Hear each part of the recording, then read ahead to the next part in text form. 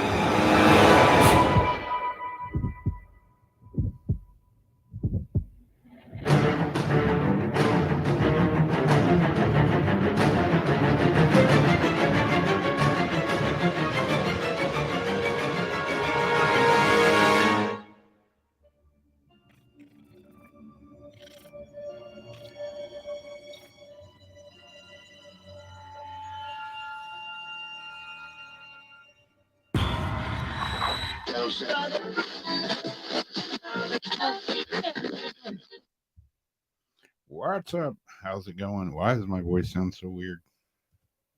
How about now? That's better. What's up, Jamie? What's up? I don't know. Got stuff popping up randomly all over my screen. Why? I don't know. Oh, man. You know, last minute, last second freakouts on the computer, mine and yours both. What's new? I think I might have bought myself another 8 days. I'm not sure. Check.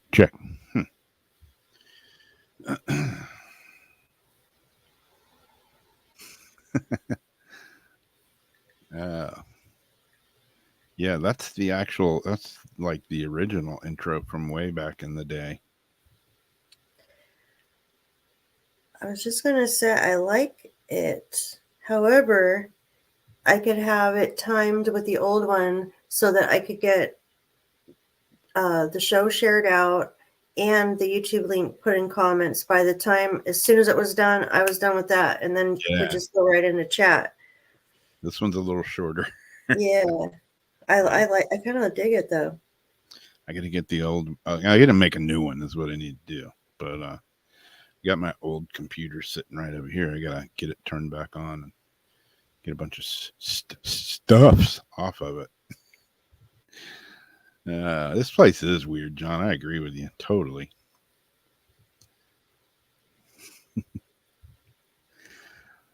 What's up, Heather? How's it going, Royal Wolfie? Janice, Special Power. Get a bunch of people in the chat. Thanks, guys, for always coming and hanging out with us. And a lot of weird going on in the world lately. That's for sure. The audio keeps getting kind of like gargly. Does it? Like it speeds up. It's like glitchy. I don't know if it's just my end. It might just be my end. Could be. I do not know. How does the audio sound to the rest of the people in the chattergy room? Does it sound okay? Just every once in a while, it looks like it pauses and then it goes to try to like catch back up from the glitch.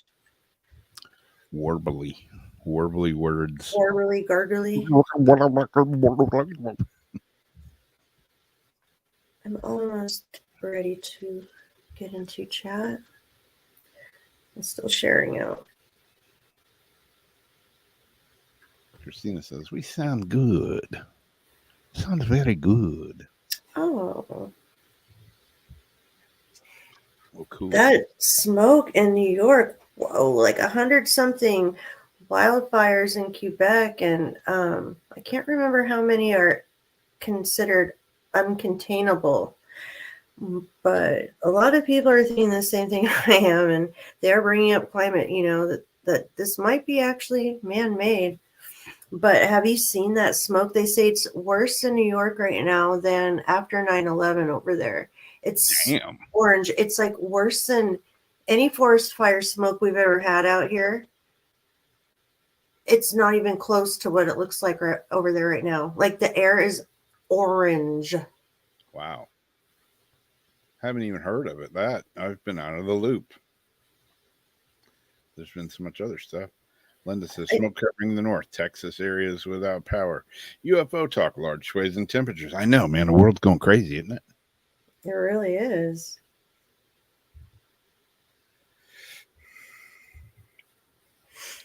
Huh. I don't know. I say, please fasten your seatbelts. We may experience some turbulence in the next few months. Just a little bit. Yeah. I don't know. Well, speaking of that, speaking of turbulence, let's see. This is, I'm sure you guys have seen this story.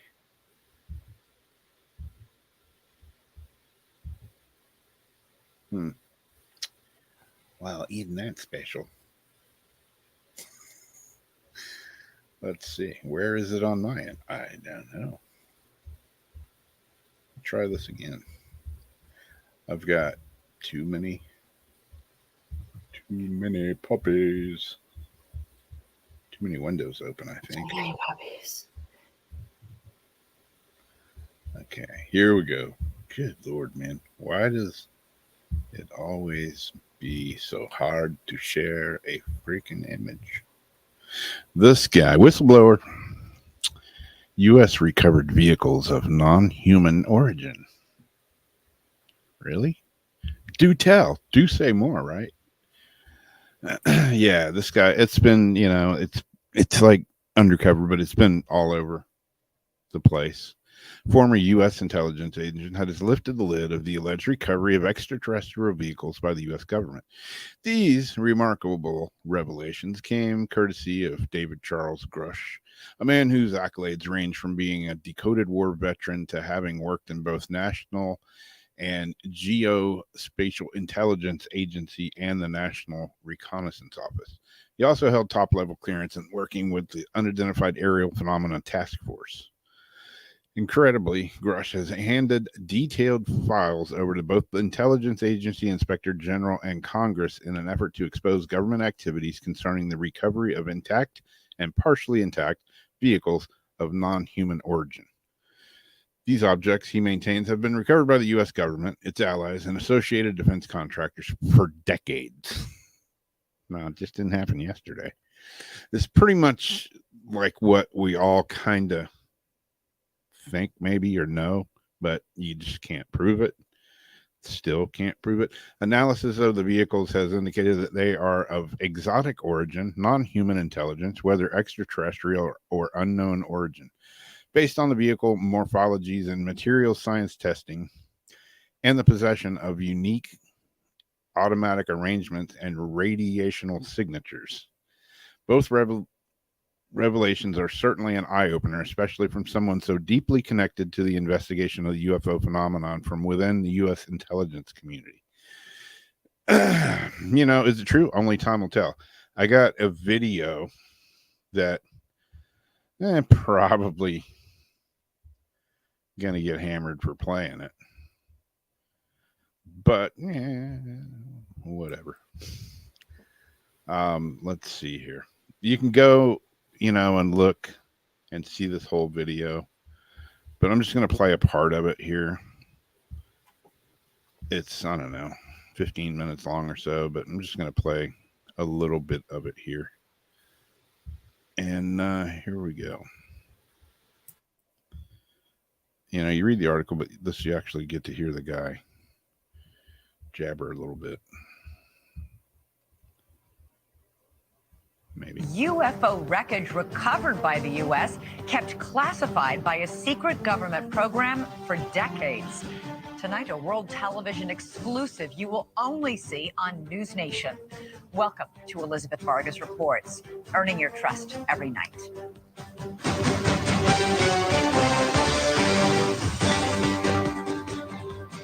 UFOs exist. The U.S. government found quite a number of them, and they are indeed of non-human origin. Those are the explosive allegations from a former intelligence officer tonight. Let's speed it up just to get to his part here. 36-year-old Air Force veteran David Grush is exposing what he calls a top secret military program that has reportedly found wreckage of fully intact UFOs. The government now calls them UAPs, or unidentified anomalous phenomena. For years, there have been whispers and rumors that the government had aircraft of non-human origin. This report is the first evidence it might be true. The Inspector General has called Grush's complaint urgent and credible.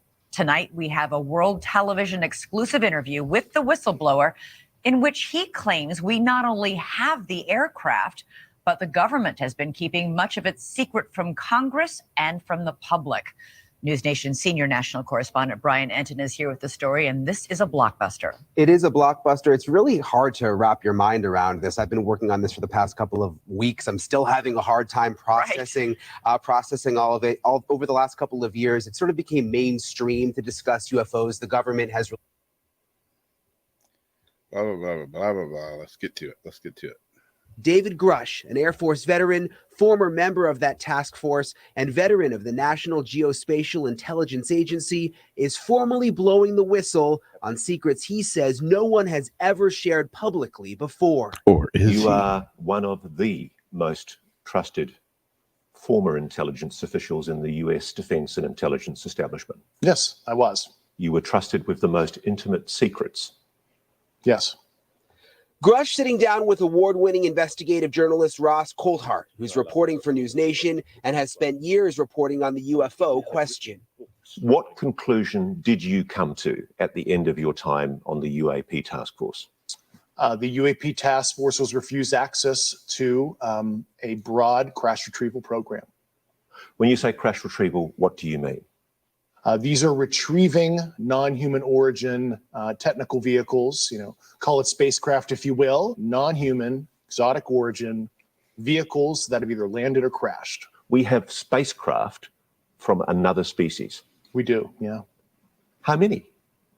Quite a number. You're kidding. No. I thought it was totally nuts, and I thought at first I was being deceived. It was a ruse.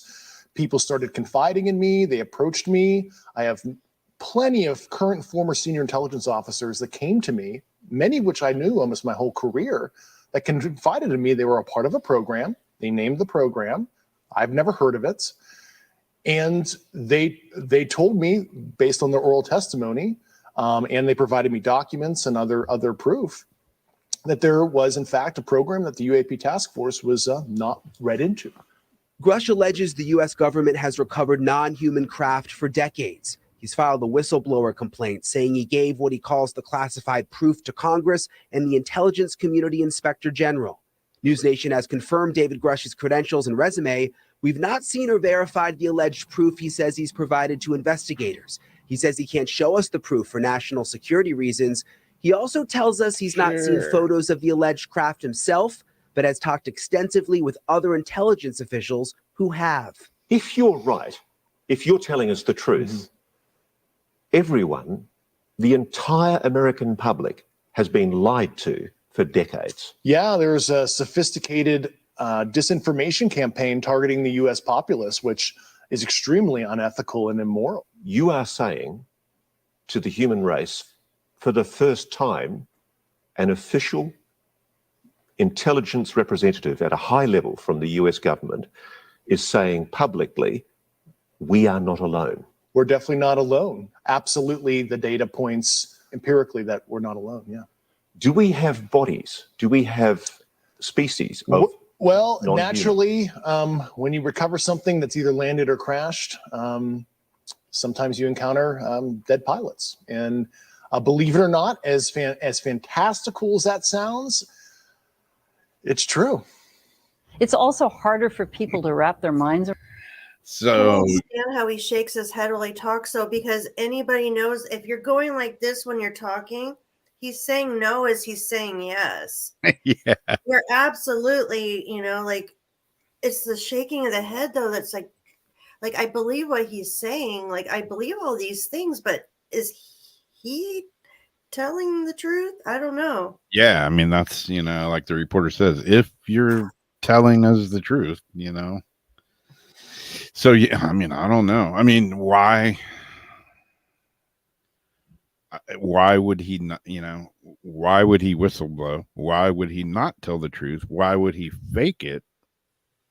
I mean, is he trying to get himself suicided or in hot water at least? Or maybe, I mean, sometimes people do that, I think, because it's like you can't prove it, and it's like something that everybody knows, like people know it, and maybe he does know something, but he has to make it bigger than what it is to get people to pay attention. Yeah. So it's like ethical whistleblowing or ethical lying. I don't know what you want to call it. Yeah, kind of confusing. It's like you want to believe it, but and I do. I mean, I don't know, man. Like, what do I think? I think what he said, I think it could be the truth, But like at the same notion, I could walk outside and go, "Holy shit, there's a UFO landing in the field in back of me." I could take pictures of it and I could send them to you and you might go, "Holy shit, Rob." But if I made it public, nobody would believe it. They're like, "That's Photoshop. That's fake." That's AI. Yeah. Yeah. So, I don't know. I like think, that. Like I always say, I think it's gonna take an Independence Day situation. And if that happens, is that going to be real or is it going to be a faked like a alien false, invasion? yeah. Yeah. Like I think they need to like game. come down and land here and like blow some shit up. It'll be like a Terminator on the ground, Independence Day in the sky. We're going to be like not knowing what the hell, they told us not even to believe our own eyes, Yeah. Guess that's when you strap on the augmented reality and just go walk off a cliff somewhere. Yeah. Run for the hills. Go to a deserted island. Get eaten by coconut crabs. I don't know. I don't know what to do. Eat coconut crabs. Yeah, they're gonna coconut crabs. They're already trying to discredit him. They're already saying he's full of crap. So many people mistake those satellites for UFOs. Yeah. And so many people mistake like military. So many of these military crafts look like, it could be a UFO. Really? Where is Art Bell? But then they make, depends on the sounds and everything. Yeah. And who knows, what I mean, at the point it is right now, I think if every one of us went outside and got some good dark clear sky, I think every one of us could see a UFO. What does that mean? It's unidentified flying object. Okay, it's clearly not a plane. Is it a satellite? Is it a extraterrestrial? Is it a government thing? Yeah, who the hell knows? Because it's unidentified till somebody can positively identify it. So it might just be a weather balloon, but it's still a UFO because it hasn't been identified as a weather balloon yet. I mean, I can go out in my backyard at night and look up and see something and look at it with the binoculars, and I'm going, "What the hell is that?" And it's not hard. You can pretty much do it like any night. That would be a good time to actually bring on, if I don't know if you can or if you have it queued, but Heather's video. Yeah. Speaking of going outside and just seeing something you can't explain, Heather sent a video that's pretty cool. I couldn't, figure out what it was myself. And she said it didn't make a sound. That's a penis drone. So I thought we'd play it and see what you guys might think.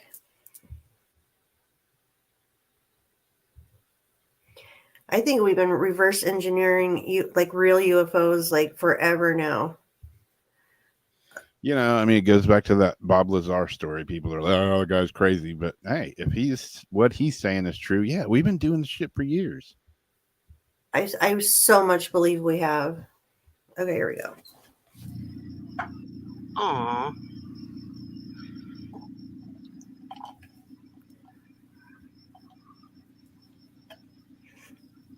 So if you guys watch the sky, you'll see a light show back up over the building, kind of. Yeah, it's like right up in here.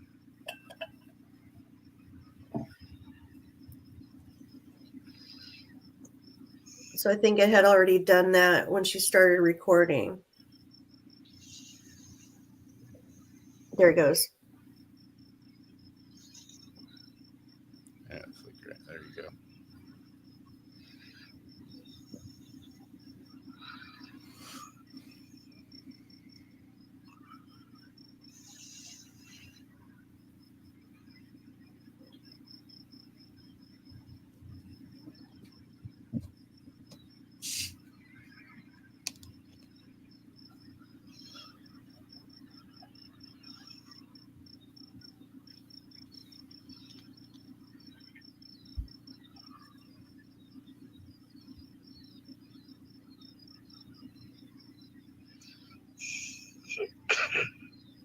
And I like how she has the building there because you can keep a point of reference the whole time. It's like just sitting right there.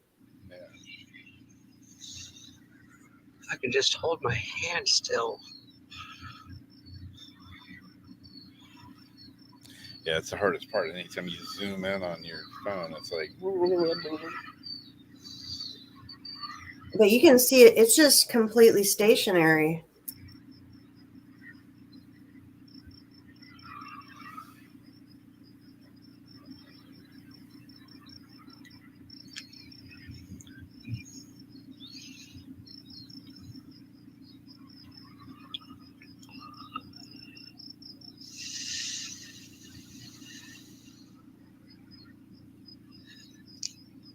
And I don't see any beams or anything coming up from it to where it, I don't think it's any type of event light. Yeah. Yeah, I've got to where I actually carry a little tripod in the car with me just in case, I film a lot of trains, but if you see something like this, yeah, it'd be good to have. You can just pop it on there real quick. Like I try to carry a little go pack of stuff. But yeah. It's good to always have a little kit for any occasion.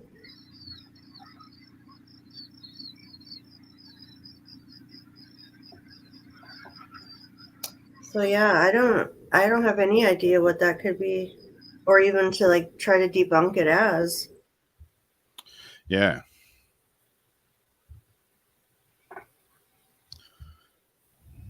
Yeah, I know when I go out, at night and just look up for a few minutes, I always find something and I'm like, what the hell is that? A satellite? It's not a plane. Because even with decent binoculars, I can see a plane. Mm-hmm. Even if it's whatever 50,000 feet or whatever. And you can also tell most planes just by the color of the lights and how it's moving. But yeah, I've seen stuff that's like way up there that's moving. Sometimes it'll be just sitting still, but blinking.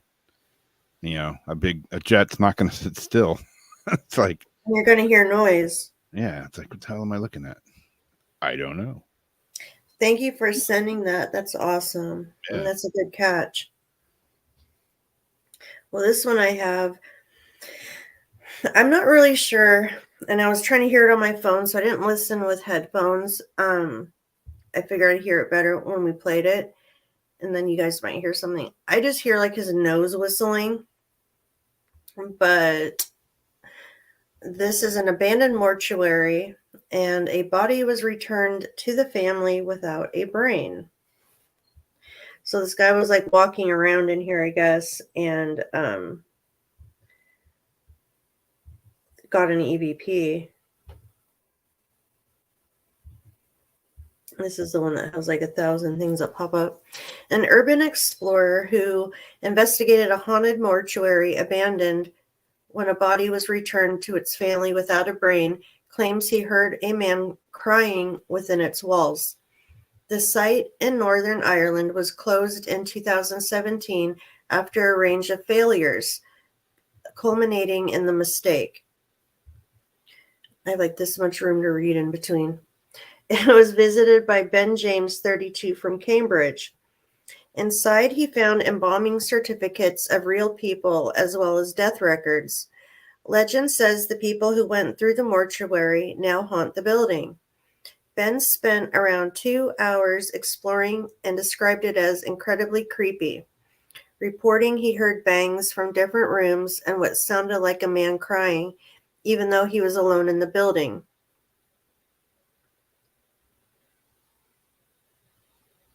And I did think I heard some like spill through outside noise, maybe a bird or something also, though. He also found what he described as a burial suit in the freezer. He said it's definitely haunted. The locals have heard noises and screams at night.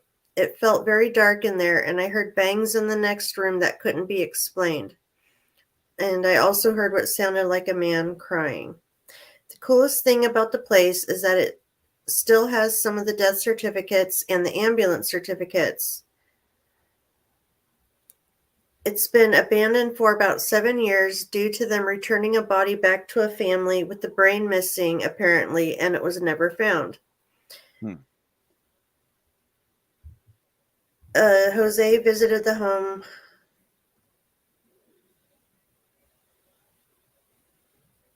I don't know if that's the same part of the story.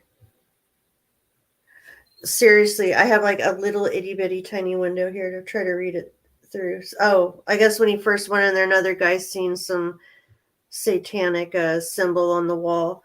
So yeah, people go through there. It's got a story to it. And let's see if he caught an EVP or not.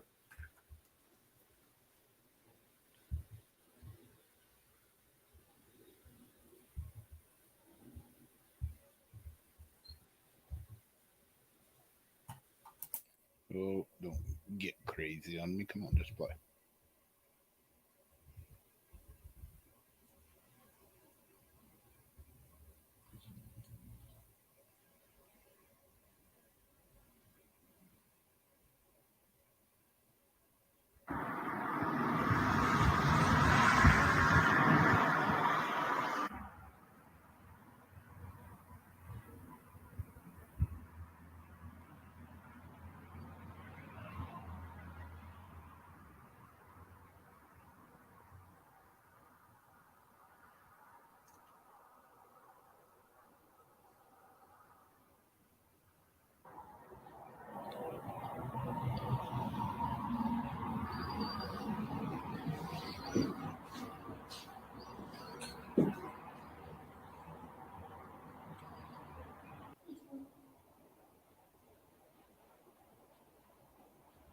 Sounds like something right there.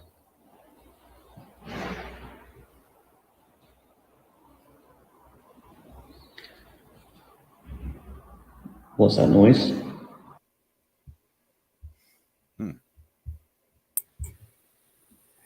Was that somebody coughing? See, I thought I heard somebody cough, and then I don't know if I missed something right before he said, "What's that noise?" Is that where? Right there. This is the main one I heard.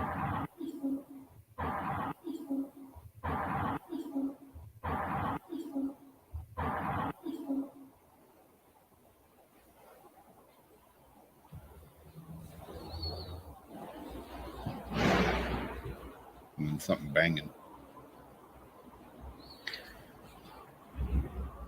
What's that noise?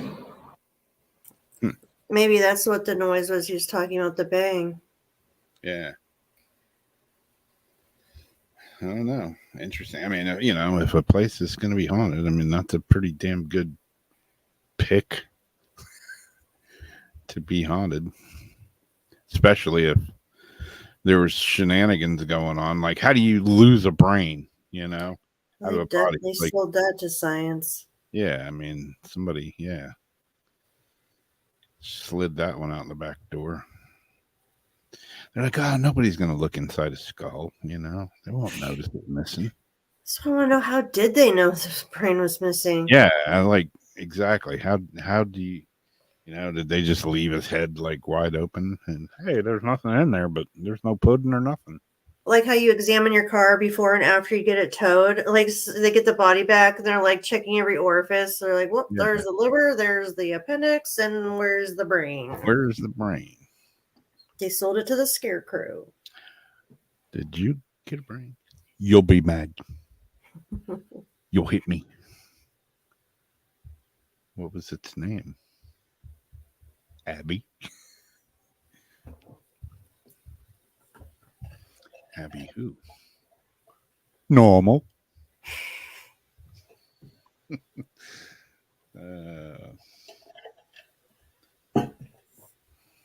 Gives me wings. It's staples on the forehead. Exactly. Well, this is another one of those, doomsday articles. How specifically could AI cause the extinction of mankind? I don't know. If you think about it, it really wouldn't be that hard. Professor Nella Christiani investigates how exactly artificial intelligence might bring about the doom of civilization. This week, a group of well-known and reputable AI researchers signed a statement consisting of 22 words. Mitigating the risk of extinction from AI should be a global priority alongside other societal scale risks such as pandemics and nuclear wars. It's ranking it up there. I don't know about pandemics, but nuclear wars. As a professor of AI, I am also in favor of reducing any risk and prepared to work on it personally. But any statement worded in such a way is bound to create alarm, as so its authors could probably be more specific and clarify their concerns. As defined by the Encyclopedia Britannica, extinction is the dying out or extermination of a species. I have met many of the statement's signatories who are among the most reputable and solid scientists in the field, and they certainly mean well. However, they have given us no tangible scenario for how such an extreme event might occur. It's not the first time we've been in this position. March 22nd this year, a petition signed by a different set of entrepreneurs and researchers requested a pause in AI development of 6 months. In the petition, on the website of the Future Life Institute, they set out a resounding profound risks to society and humanity, as shown by extensive research and acknowledged by top AI labs, and accompanied their request with a list of rhetorical questions. Should we let machines flood our information channels with propaganda and untruth? Should we automate away all the jobs, including the fulfilling ones?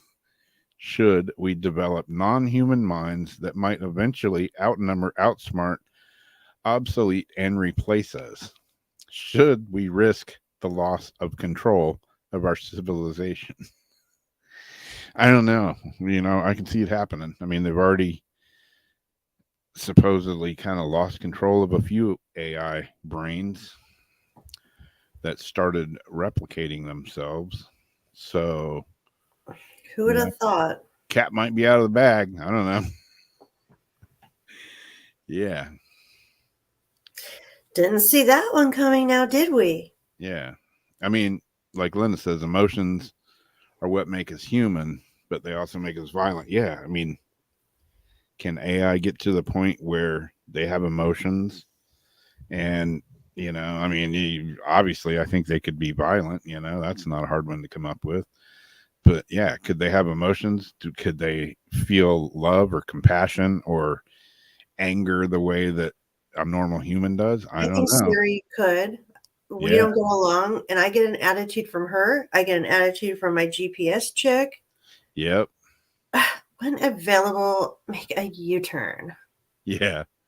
It's like, come on, stupid human. You passed your turn. Totally see it happening. Yeah. Yeah, I don't know. Well, I saw this in a few places today. Scantily clad witches caught munching on deer carcasses in bizarre security cam footage. I'm all for scantily clad witches, but you know, When gnawing they're on like rubbing a deer- hoof on their face. yeah, gnawing on a dead, bloated deer, I'm probably gonna. Get some sort of disease. Yeah, And the pictures look like something out of like The Ring or something. yeah, look like out of a beat-rated horror movie. Social media users speculated carcass eating ritual was either a prank or satanic.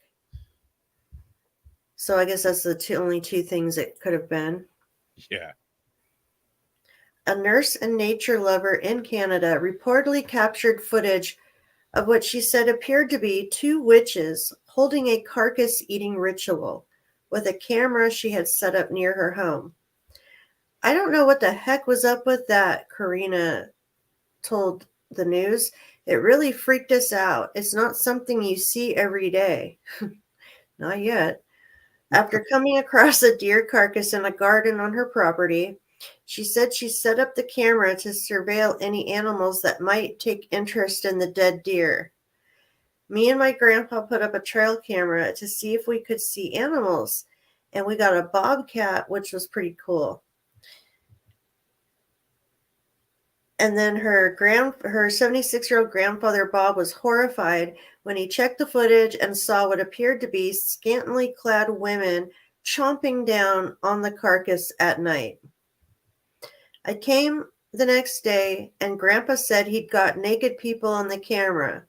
I said, them no, damn you, naked hippies are back again. I said, no, you didn't. Bullshit. So he showed me, she said. She noted to the outlet that the apparent carcass eaters emerged about 10 minutes after sunset, looking disheveled and like they were wearing wigs. You can't really tell from the photos, but the hoof was brought right up to her mouth, she said. I don't know if she was kissing it, smelling it, or eating it, but to touch a decaying carcass like that makes me feel sick. The amount of bacteria that must have been on there. So, maybe they were paying their respects, but they were naked, she added. She noted that she was creeped out because the incident took place just a 2-minute walk from her house and that she feared for the safety of her horses. I was concerned about them messing with my horses at night, she said. The horses always get really spooked and unnerved around that area. I thought they imagined stuff at first, so I didn't think anything of it. Maybe I believe them now. The nurse hopes the incident was simply a prank or that the participants were on some good drugs. She decided against contacting the police after her grandfather noted that nothing technically illegal had happened. Social media erupted after she posted the photos online, with some claiming it was a prank and others speculating there was a satanic or other paranormal element at work. That's basically a walking demon from hell, one user wrote. If you hear screaming, stay inside and get a gun if you leave it alone. Others theorized that the figures were skinwalkers or Wendigos, both of which are malevolent supernatural entities associated with Native American folklore. But they don't wear wigs. So, at first I'm thinking, yeah, this how convenient. They put it up to catch something on camera, and then these two chicks come out of nowhere and start munching down. But the fact that she brought up the concern for her horse is what made me think that maybe there's like something valid with what she's saying, that she wasn't part of the prank, because it just seemed like something weird that she would just add in if she was making it up. Yeah. I gotta say, if you have a trail cam, which I have one, and you're going over the pictures. Oh, look, it's a redbird. Look, it's a cardinal. Holy shit! It's a guy pissing on the fence. It's two half-naked girls eating a dead deer. What the hell? I mean, it would be kind of shocking. I can agree with that part of it. It's something tells me. I mean, you want to think it's a prank. You want to think it's a prank. Yeah. But in this day and age. Yeah, I can actually see it happen. I actually can see this happening. Yeah. They probably were on some good drugs out, under the moonlight. We just had a full moon and then they were like, holy hell. Oh, dead carcass right there. And they start probably on some, Yeah. ecstasy or something. Yeah. I mean, how do they know? How do they find this dead deer? Probably smell it out. Yeah. Follow the buzzards. But then again, I'm like looking at the pictures, and it's like the one, wigs. and the girl, I don't know, is it wigs? And then they have their arms like curiously posed where you can't actually see their boobs. It's like Yeah. candid, I don't know, a candid And shot. the way that the hair's hanging down. Yeah. It's like, is this real or is this Memorex? Well, maybe they had a bunch of pictures, and that's just the only ones that they showed.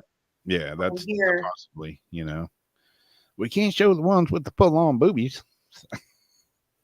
Because if it's a trail cam, it's going to go off so many movements. I mean, if they're there for a minute or two, they should have 20 pictures or more.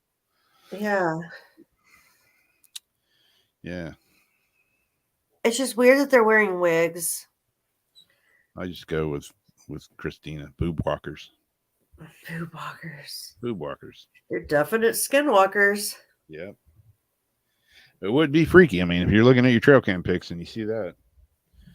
Damn hippies from over the hill back, Linus, I thought it actually looked like a really skinny man to me wearing a wig. That was actually my first thought when I looked at it.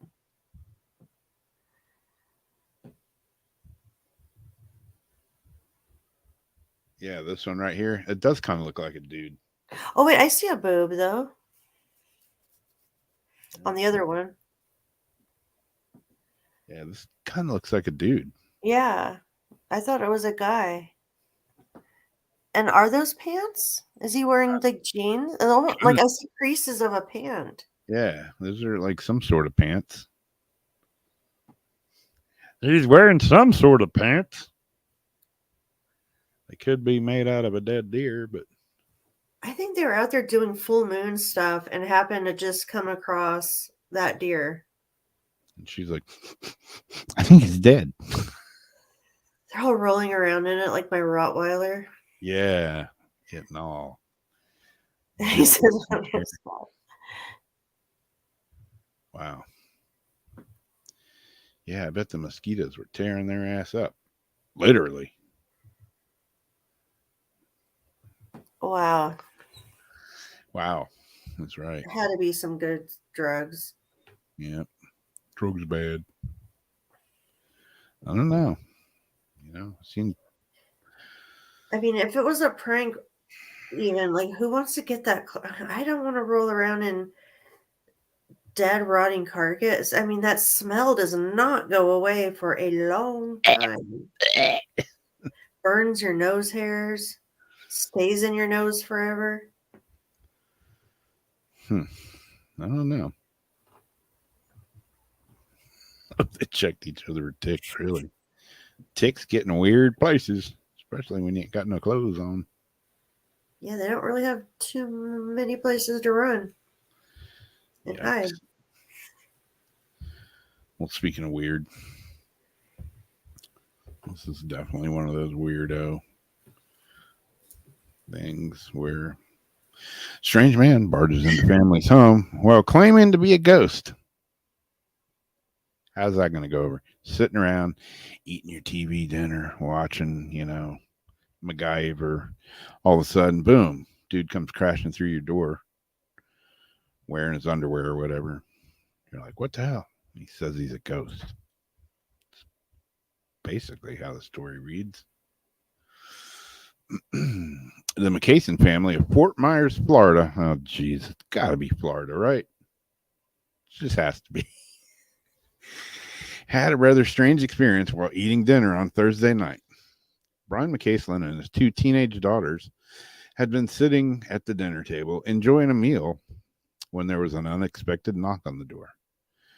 As I walked out of the area we were eating dinner at, there was an individual in the living room or front door area proceeding to advance into my house, he said. He was in the house. He was in the house. What happened next was even more bizarre. The man claimed that he was, in fact, a ghost. Drugs are bad. He started to tell me that he was a ghost and I shouldn't be able to see him, said McCaslin. He was shocked that I could see him. I see dead people. He thought he was walking around and then nobody could see him. I could tell his behavior was not normal. You think? Next thing he knew, the uninvited guest had left the house and approached a crew of workers who had been cutting down a tree outside. Before anyone had a chance to react, the ghost had gotten into one of the trucks and locked the door. He said he doesn't have a home and he's going to make their truck his home. It took a while, but the workers were eventually able to coax him out of the truck. Shortly after that, he ran away, all while wearing nothing but a bathing suit. Efforts by local law enforcement to track the man down remain ongoing. What is wrong with people? I don't know. Would be an interesting dinner. You see how many people though are just like taking over people's houses right now though, Yeah. and just living in them. Yep. And people can't do anything. It takes at least 8 months. The cops say, "Oh well, all you can do is wait till it's over and then sue for any damages." Like, no. Nope. It'd be 12 gauge. You got 30 seconds to leave, or I'm gonna blow you out the freaking door. One woman, her mom had passed, so her and her sister had the place empty while they were figuring out what to do with it.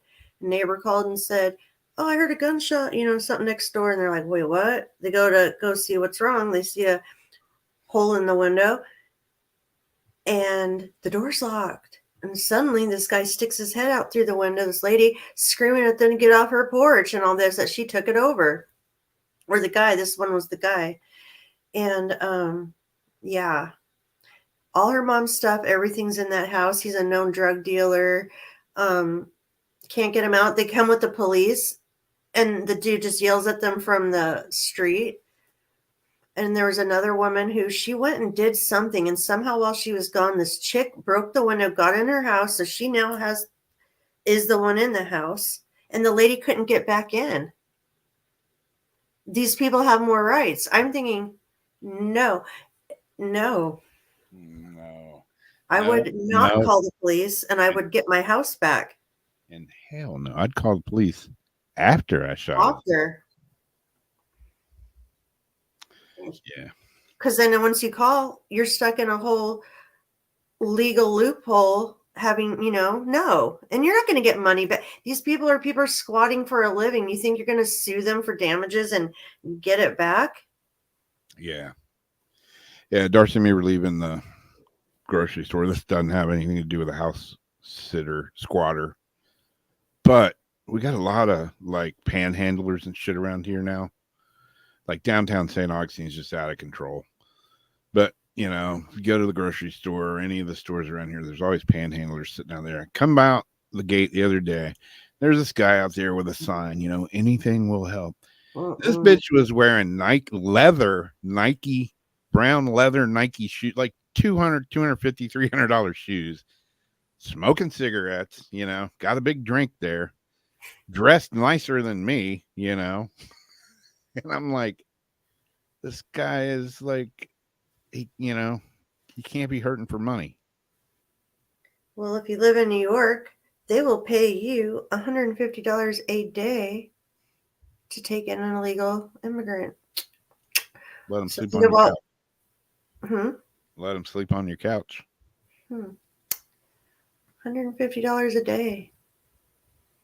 Can you? They're doing that here for teachers.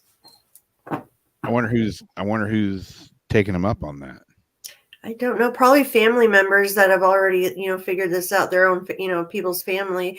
And just think how you can there's like so many ways to get fraud off of that alone. Yeah. But they're moving them into the school gyms with the kids still in school, putting them in there, kicking, veterans out of the hotels for them. And now they want people to put up their houses like for these people. No. No. No. No. No. No. Again, hell no. And I don't know if the 150 is per illegal that you have there or just in general a day. Yeah, exactly. New York is pretty between New York and California now. Good Lord, no kidding. They're both ass backwards. I'm all for helping people, but you got to draw a line there, Yeah.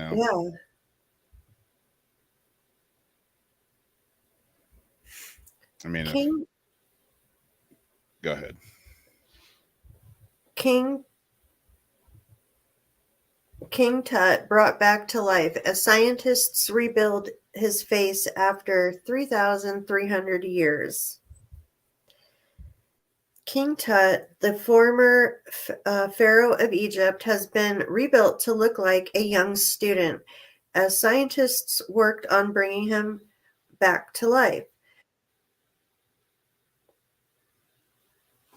Got to do it to me at least one. I did it on Jason's show the other night too. Just boom, you're off the air. What happened? It just knocks me off the air for no reason. I don't know why. I heard the little bell ring. You were able to put yourself back in? Yeah. I mean, obviously, but over 3,300 years ago, on from his death, Boffin's building from his mummified skull have completed a digital model of what his face may have looked like during his time as ruler of Egypt.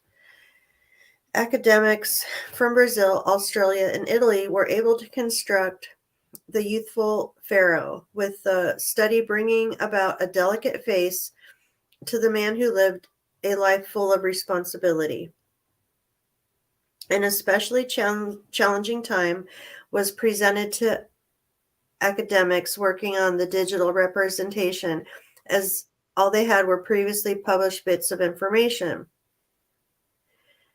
All they had as a vision of bringing Tut back to life was a list of measurements and images of the skull, although their work did not allow for access to the skull itself.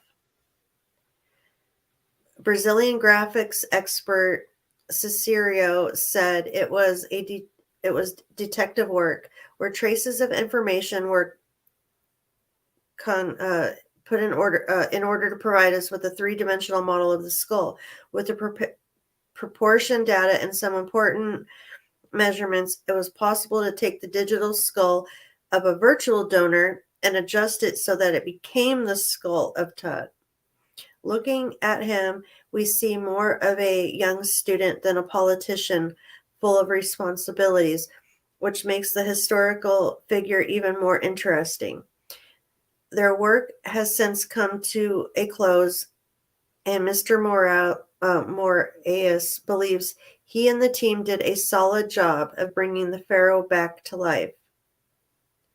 He added, faced with the studies we have developed with data from living people comparing projections with actual measurements, we are confident that there is a good enough compatibility with the real face and the general structure. And this is not the first attempt at bringing the likeliness of Tut to the public eye.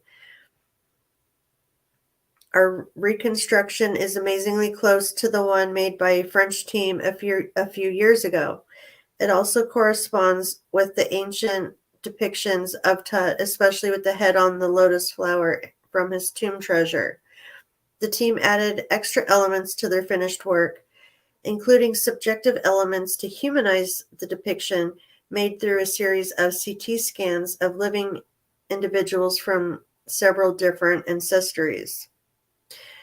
So that's their thought and representation of what they think he may have looked like. Yeah, they're having the King Tut Tutankhamun. I don't know what it's called, Living King Tut or whatever. The traveling exhibition. They're having it here in Jacksonville, starting up. I kind of really want to go. Tickets aren't really that cheap though, but I still want to go. I think. How much are they? I want to say they're like 75, $90, something like that. And what else? What else there? Let me see if I can pull it. It's like a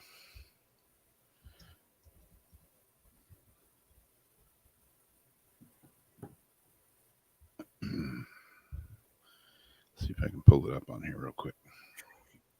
It's called Beyond King Tut Immersive Show.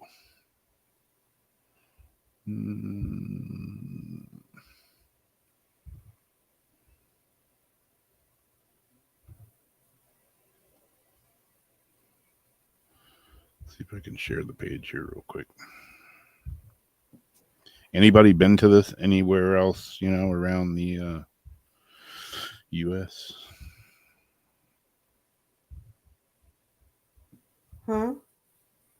Just asking if anybody else has been to this around the US.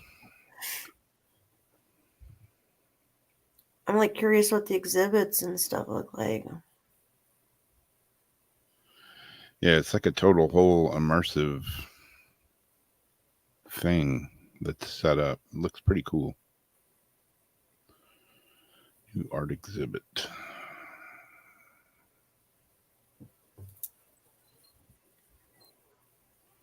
Looks kind of interesting. I don't know. Do they have actual artifacts? I think so.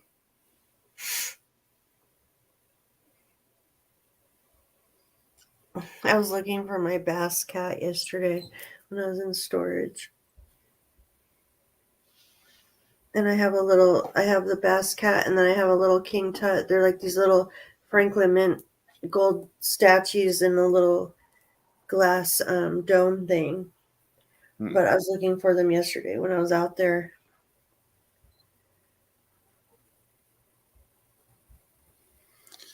I don't know. It looks kind of interesting. I have to check it out a little bit more. Yeah. If it wasn't so expensive, I mean, it'd be fun just, to be able to go and check it out. Yeah, let me check again. Oh, wait. Tommy says News 13 did a segment on it.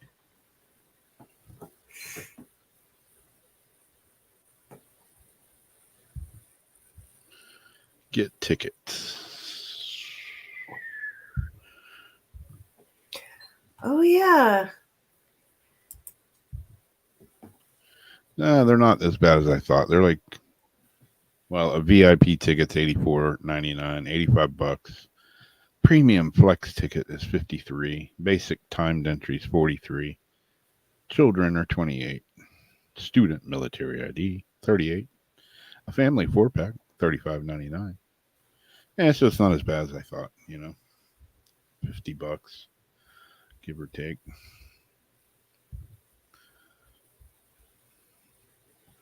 The copycat clowns not the copycat clowns, but the crazy clowns running around. Weren't there more that came out? Didn't Jason, or did we do a story of them coming back and it was either maybe them or the copycats, but weren't those clowns running around again? Yeah, I think so.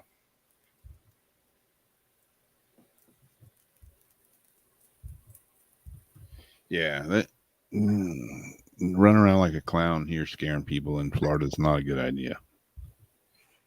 Anyway. It's not a good idea because 8 out of 10 people here in North Florida are carrying guns. So you're not going to have a good time. Yeah. Jump out and go to scare some people. You might hear pop, pop, pop. When are you talking about grandpa? Oh no, Bootsy, please don't. So this one is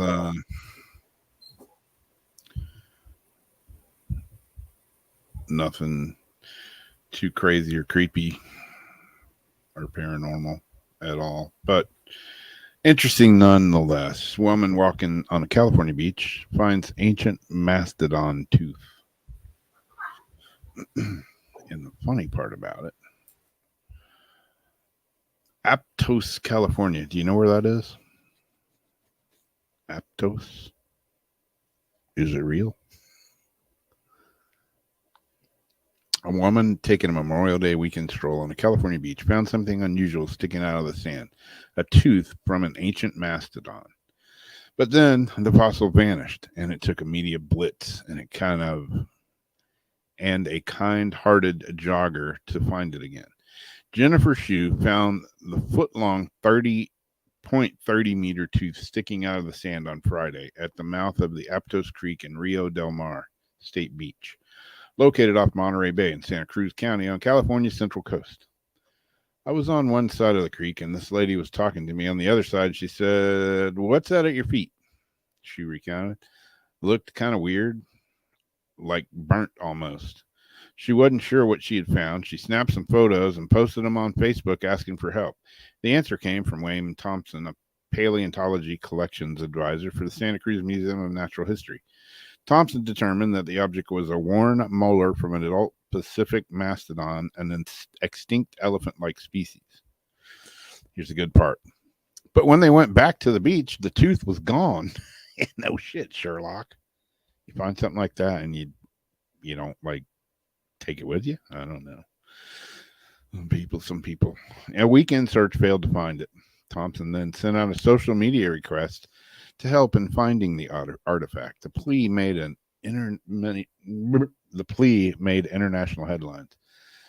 On Tuesday, Jim Smith, a nearby Aptos God, man, this thing's written like a 2-year-old wrote it. He called the museum. I was so excited to get that call, said Liz Broughton, the museum's visitor experience manager. Jim told us he had stumbled upon it during one of his regular jogs along the beach, but wasn't sure of what he had found until he saw a picture of the tooth on the news. Smith donated the tooth to the museum, where it is on display Friday through Sunday. The age of the tooth isn't clear. A museum blog says mastodons generally roamed California about 5 million to 10,000 years ago. So, yeah. I don't know. I wouldn't have just found a big ass tooth on the ground and like took a picture of it and just left it there. But hey, that's me. I like collecting old teeth.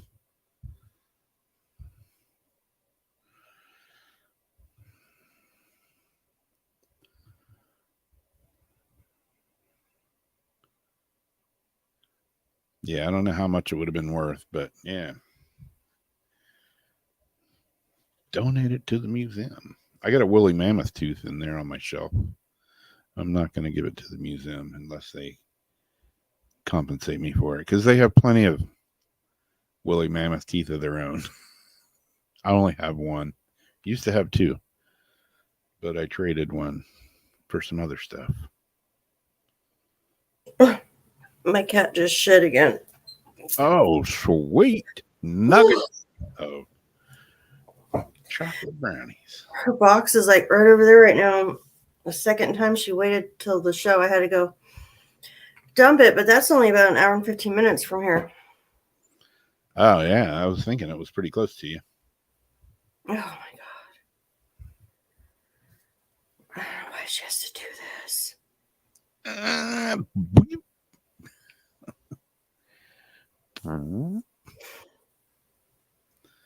Luckily, I got it out fast enough. This is in the box and not your bed, you know?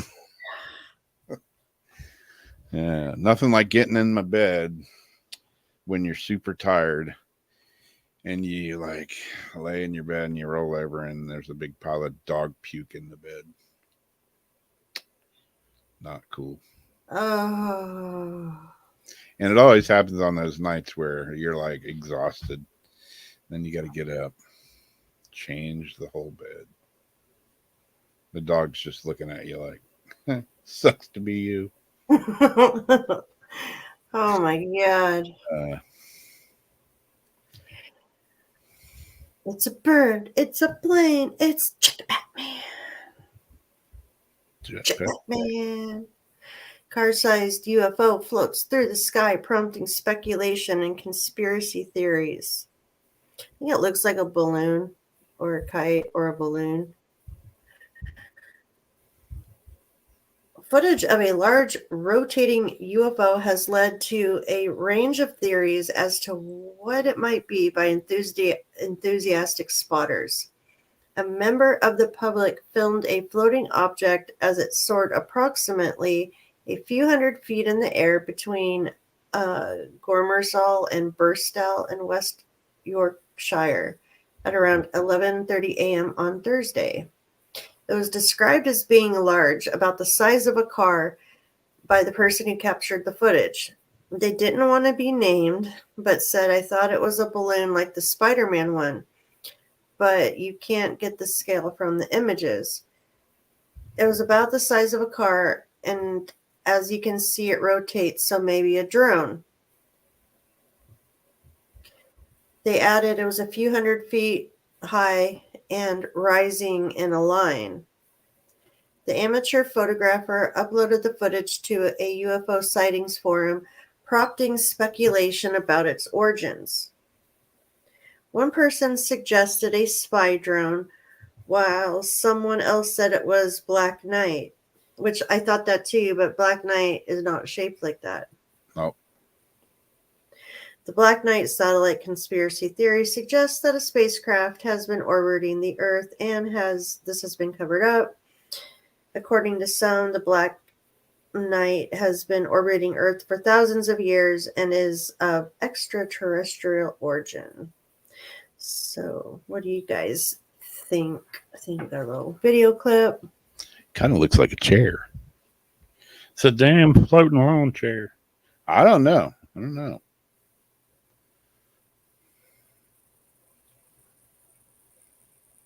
Good night, Wolfie. Yeah. I think the video, you can actually see it like spinning around a little bit. Oh, there is a video? Okay. Yeah. Let's get to the video. I forgot about it.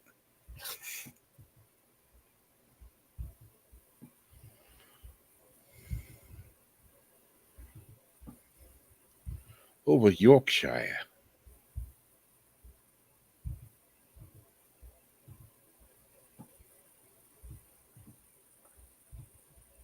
Oh, come on.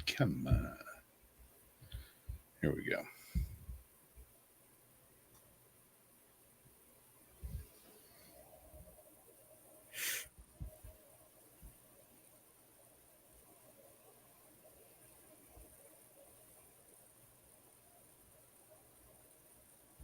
That's pretty freaky.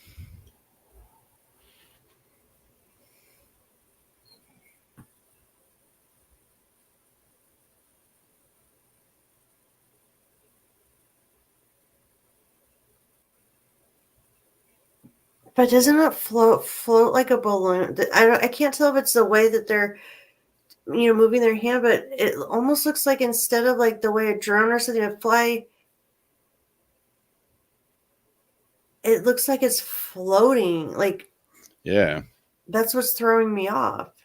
And there's something else right there. Oh yeah, Black dot that's way back there. you're right. You can see it.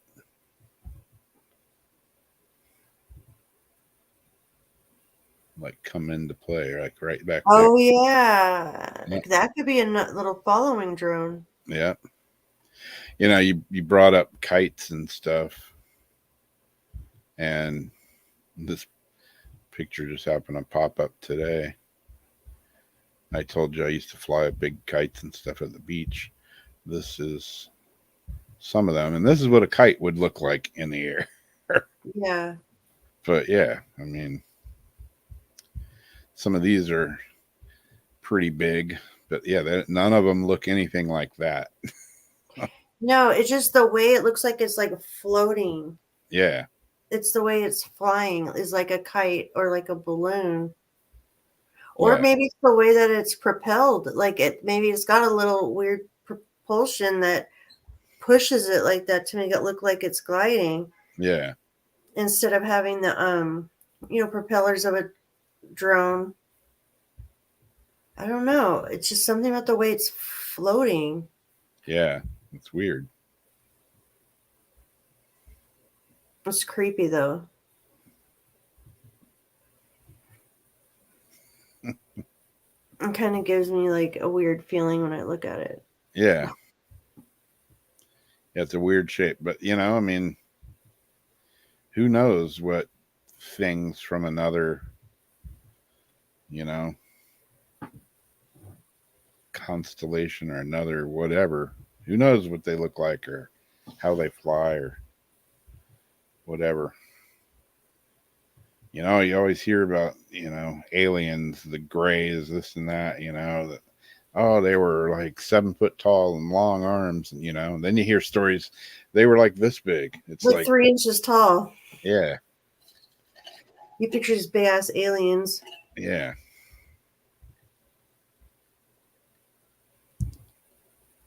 You got one more, right? I do. Yeah.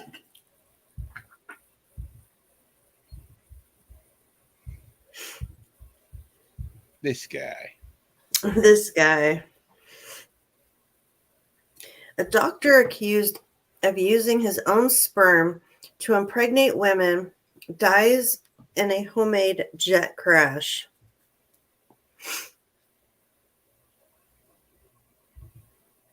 A gynecologist who was accused of using his own sperm to impregnate patients and knock-up patients has died after a handmade plane he was in crashed. Dr. Morris, this is so AI written. Dr. Morris, 72, is understood to have perished after the plane broke apart in midair and plummeted to the earth. The plane crashed on Sunday, May 28th, in Orleans County, and also claimed the life of Earl Jr., 70, who was piloting and had built the aircraft. The National Transportation Safety Board identified the crashed plane as a Whitman W5 Buttercup.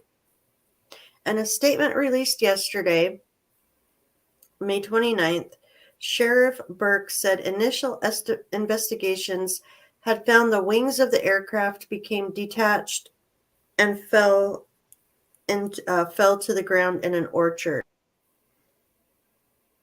At this point, the plane kept going about 1,500 feet before it crashed. Mr. Luce is understood to have attempted to recreate the Whitman Buttercup. Dr. Wortman had often come under fire from anti-abortion protesters and in 2021 was sued by the daughter of one of his patients.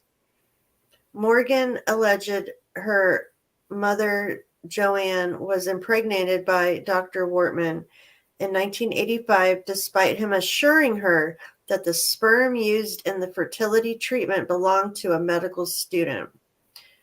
He might not be wrong about that. The lawsuit said Dr. Wortman's patient kept the secret even after he became Ms. Hellquist's gynecologist between 2012 and 2021. The medical malpractice suit said that DNA tests revealed that she had 9 half-siblings. Ms. Hellquist claims Dr. Wortman knew she was his daughter for the full 9 years he treated her. So that's just really creepy. Yeah, I was looking for a picture that reminded me of him, but I can't find it. It's the way he's sitting at the desk and the look on his face right there. Like, that just says it all to me. Yeah.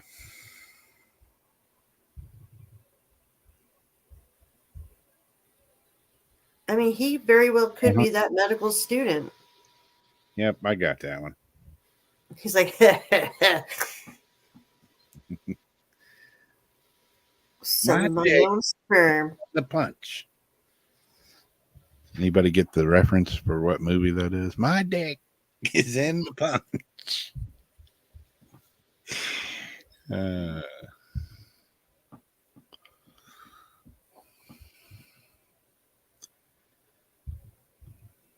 Strange.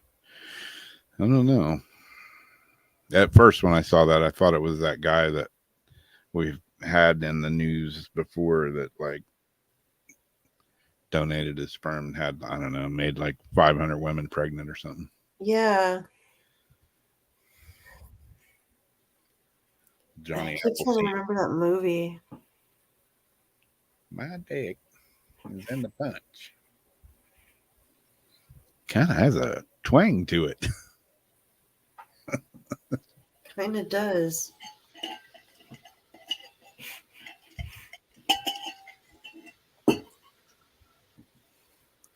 Okay, crystal of the week. That's what I got.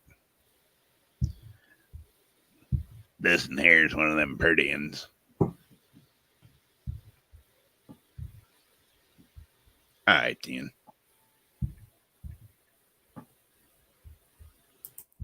This week's crystal of the week is ametrine.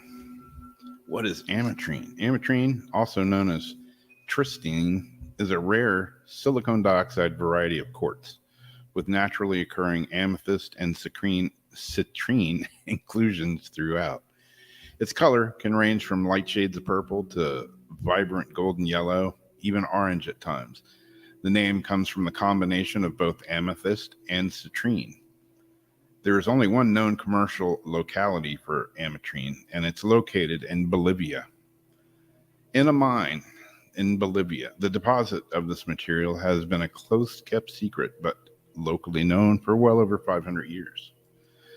The name of this crystal relates to a merging of the words amethyst and citrine, and the stone is alike both, and embodies the vibration of both of these quartz crystals at the same time.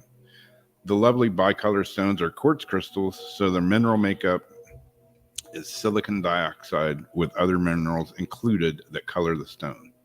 Crystal is usually transparent, and the color is an interesting mixture of golden yellow, the color of citrine, blended with lovely purple color of amethyst. Real or fake? A lot of ametrine on the market today is fake. It's been heat treated to alter its original color. You don't want that. When looking to purchase this stone, always look for its locality, as a lot of the fake material is listed as being sourced from Brazil. This stems from the high quality amethyst and citrine that comes from Brazil, but they're not found in combination naturally, like the original material from Bolivia. Expect a high price tag for a natural piece of ametrine, and always ask the seller sourcing questions. Some of the meanings and energy from ametrine combines the energies of amethyst and citrine to create a powerful tool that attracts, protects, and strengthens the user. Citrine is a master of one's creativity center, which houses some of our strongest manifestive energies. This area has been known to be the key to not only unlocking our personal, but also unlocking our truest desires.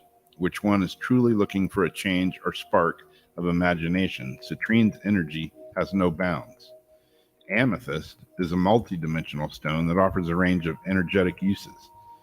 Its protective bubble helps maintain mental clarity and physical energy. This can assist one in raising their own personal intuitive levels. Amethyst is vital for anyone looking to release the daily weight and stress that we place on ourselves. Ametrine calms the mind by clearing stress and tension from the head, balances and soothes emotions, relieves depression. Ametrine overcomes prejudice by enhancing compatibility and acceptance of others. It stimulates creativity, supports taking control of one's life, strengthens concentration, bringing clarity, and harmonizing perception and action. Ametrine instigates and strengthens the immune system and aids the automatic nervous system.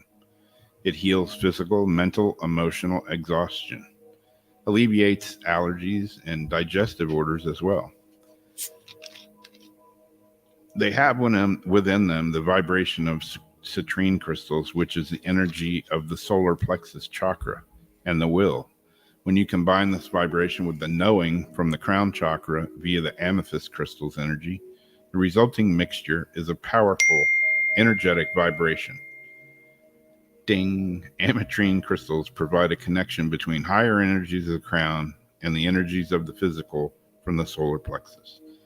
This connection will aid you to bring your thinking from a physical day-to-day realm into a spiritual realm, and it will enhance mental and spiritual clarity as well as uniting masculine and feminine energies. A connection with divine guidance is very beneficial for anyone, but particularly for healers.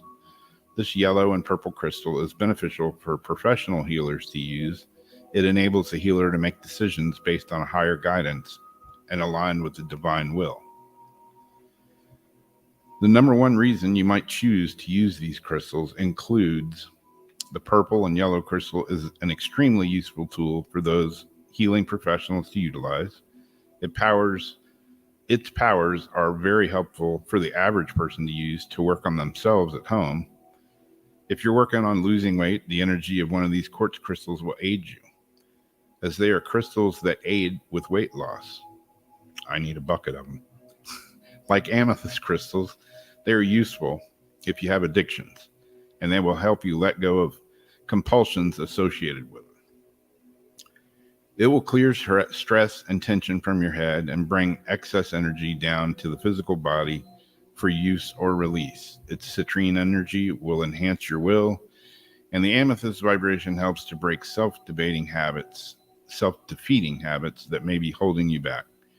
They have strong powers in this crystal. If you're feeling depressed and your energy is known to the energy is known to alleviate depression, anxiety, and stress. Its connection with the crown, the highest chakra in the body, may assist you in physical artists in their work. So if you have a chance to pick up this sort of rare crystal, ametrine, do yourself a favor and get you some. I currently do not have any myself. Yet. The key word is yet. So there you go. This week's crystal of the week, ametrine.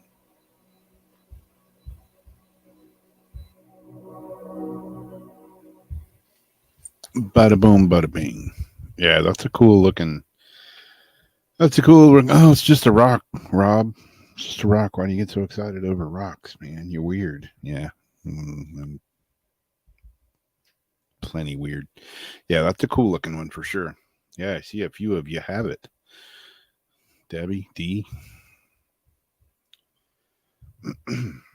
Yeah, I yet to have any of that, but I will be getting some sooner than later. I got to go to the crystal shop this week. I haven't been down there. She got a couple of hand pan drums that I know I want to go play with, but they're way expensive, and I haven't gone in there just because I don't want to be tempted.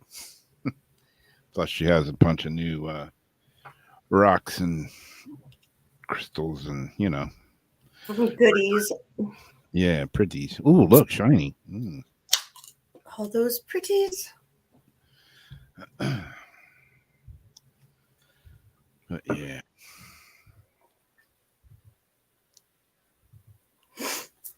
Yeah.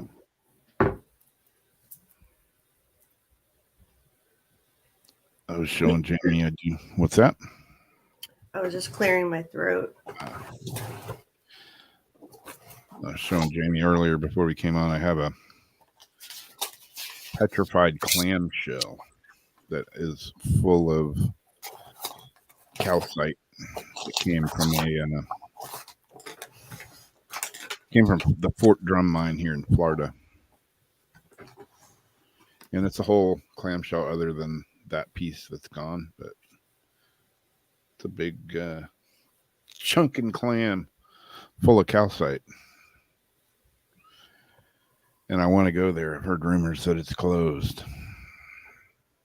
Some people are like, oh no, they closed that a long time ago. And then I looked it up online and it was like, yes, we're open. And I asked somebody about it and they're like, oh no, they closed that down. So I don't know. It's like 2.5 hours from here. So we may load up the van and move to Beverly one of these days and go see it. I definitely would want to go to that hog mine. Yeah, that's a cool looking one.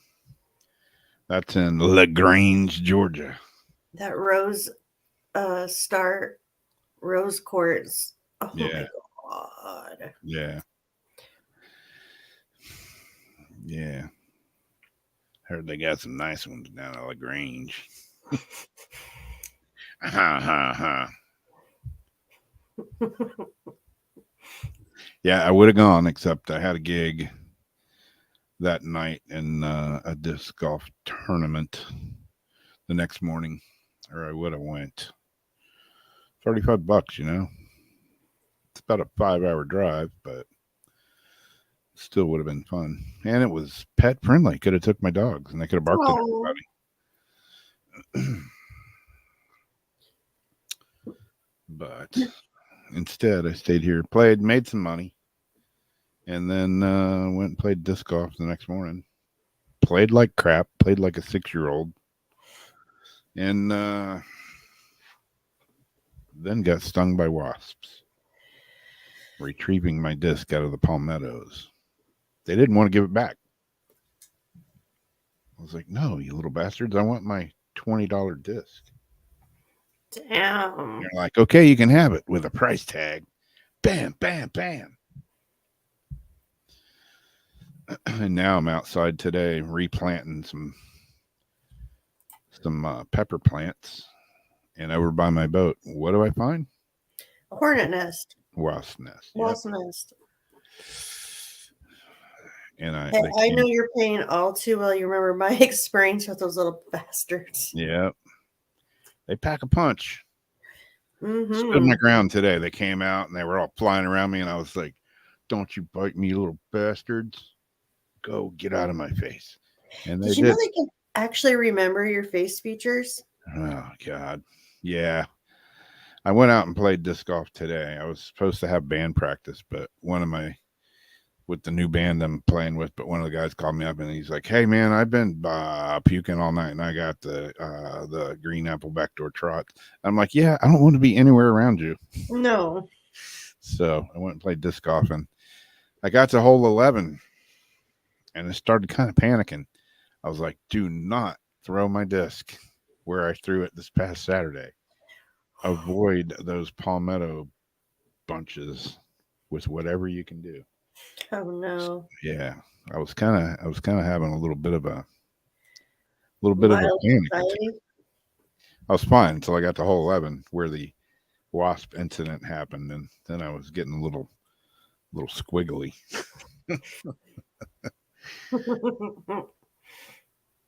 It's amazing how a little pain can make you throw further just to avoid that area. You're like, I'm out of here. Yeah. Run it up. Like, I've been throwing this little baby arm throws the whole game, and I got to hole 11, and I fired that shit down, of course. Like, no, I ain't getting stuck there again. Nope. Not today. Avoided that palmetto patch like the plague.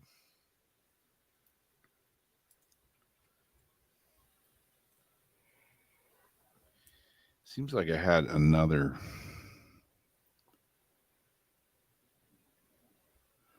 What did I have here?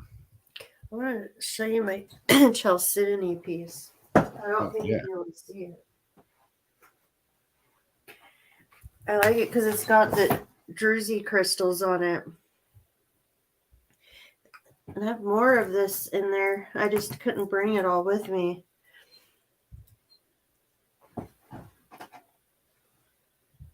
Oh, sweet. I don't know if you can actually see the... Yeah. The crystals. Yep.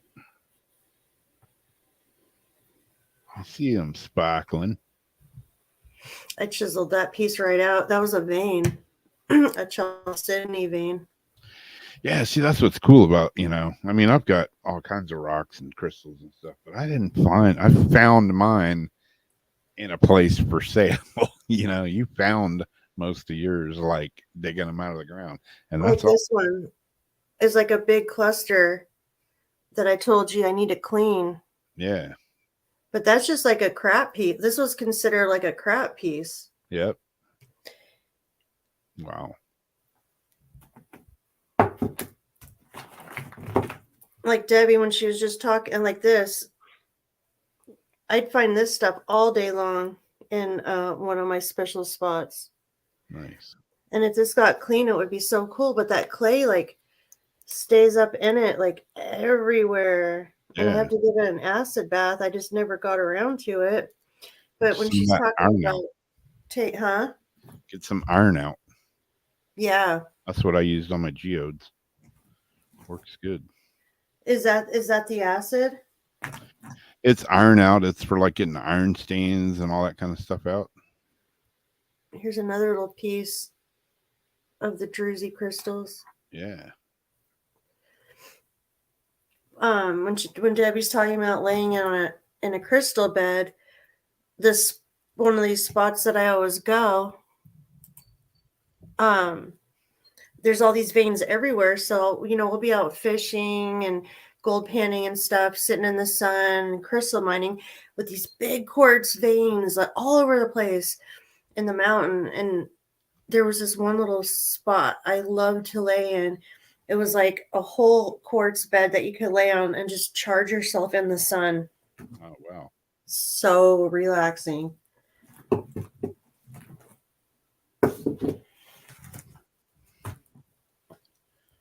Yeah, I was showing Jamie earlier. I got a couple of pieces of petrified wood, and this one's like you can see all the sparkles in it. I'm going to use it for a gym tree base. Those are super pretty.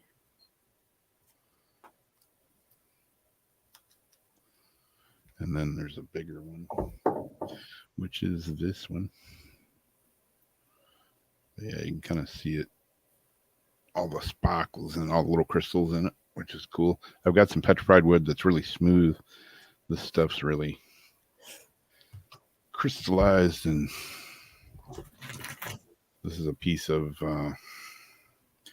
agatized coral, Withlacoochee River coral here in Florida. Who's Coochie? Who's Coochie? Withlacoochee, with Yakuchee, Florida. And see, like this piece here. Ah, yeah. This is considered like tailing garbage. Go through all the parking lots and stuff up there. They'll have you just kick around. You'll find just clear pieces like that all over the place. Yep. Yeah, it's funny. There's like some members that they went to. I can't remember the name of the mine. They went to.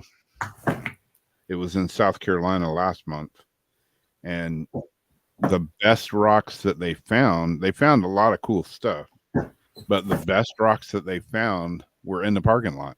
Yeah. Like literally in the parking lot. Like stepped out of the car and went, holy shit, look at that. For real.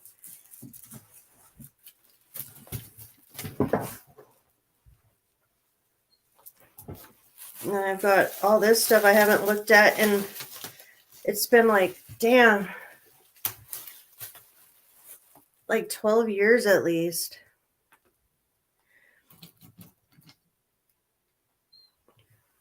Big old chunk pieces. Like that's a piece I think is smoky quartz and quartz. Wow. I forgot about that one.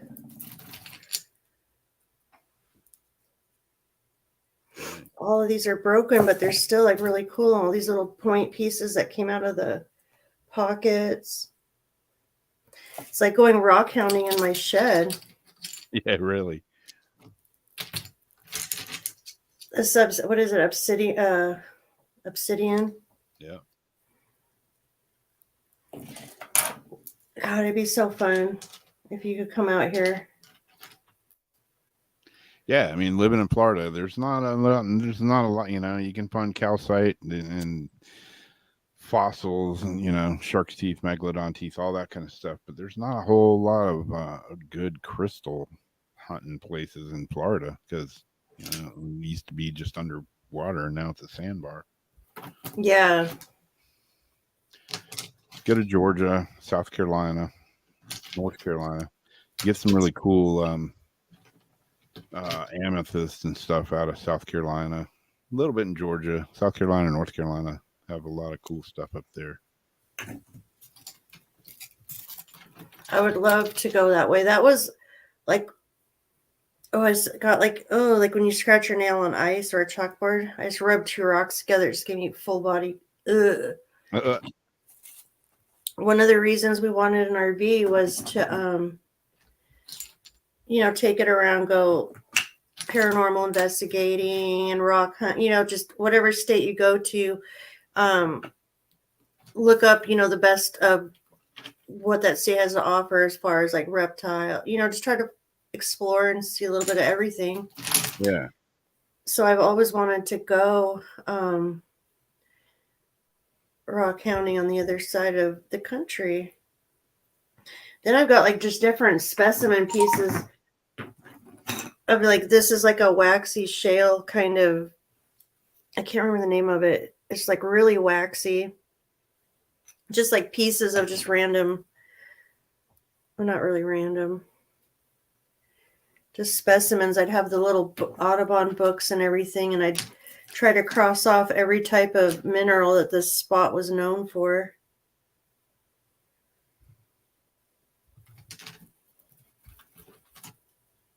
Oh, look at this one. It's like red druzy crystals. Oh, nice.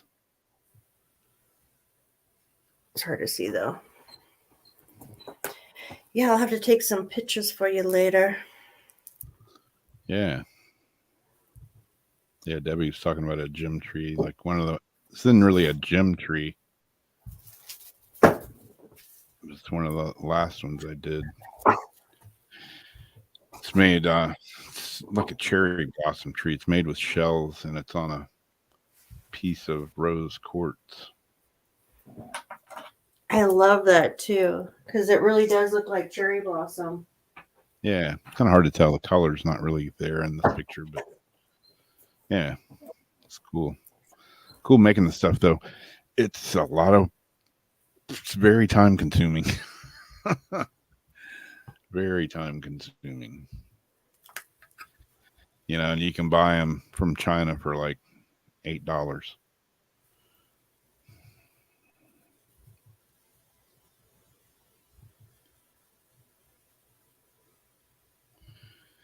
Yeah. Yeah, that would be cool to find some of that. She says, clearly I'm a crystal hoe. Yep.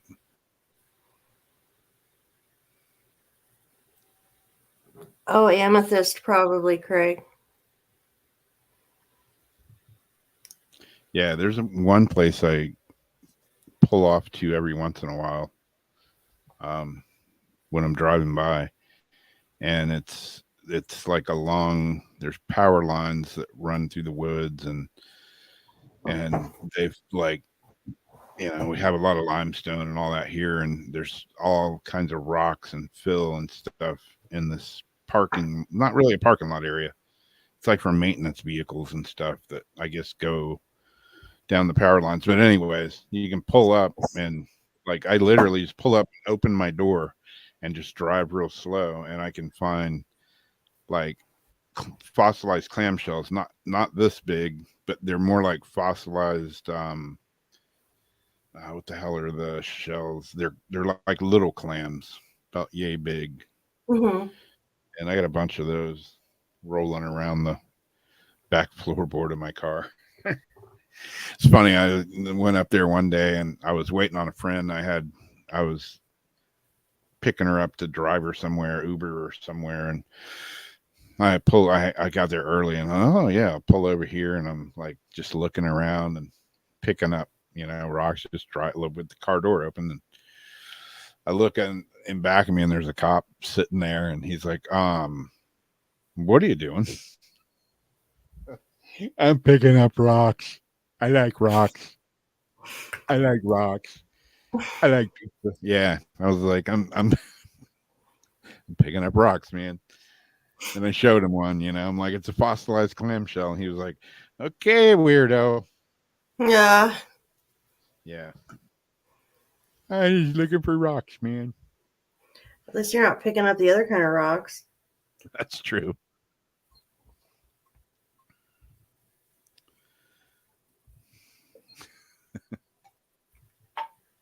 Yeah, I used That's to have. I funny. got a piece of pyrite here somewhere, and I got something that has pyrite in it. But yeah, when I was a kid, man, I used to love pyrite because I was a kid and it's Florida, and I would always think pirates and gold.